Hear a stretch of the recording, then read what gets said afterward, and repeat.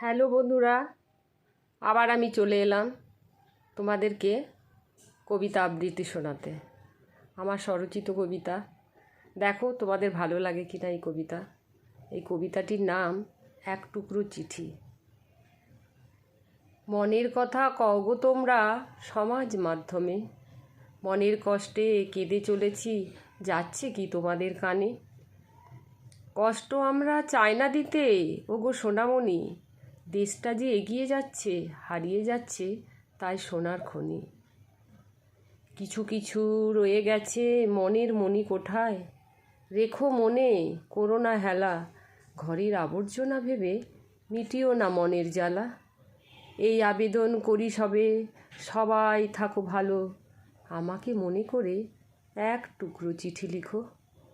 এই কবিতাটি তোমাদের ভালো লাগলে লাইক দিও, কমেন্টস দিও, আর সাবস্ক্রাইব করতে ভুলো না।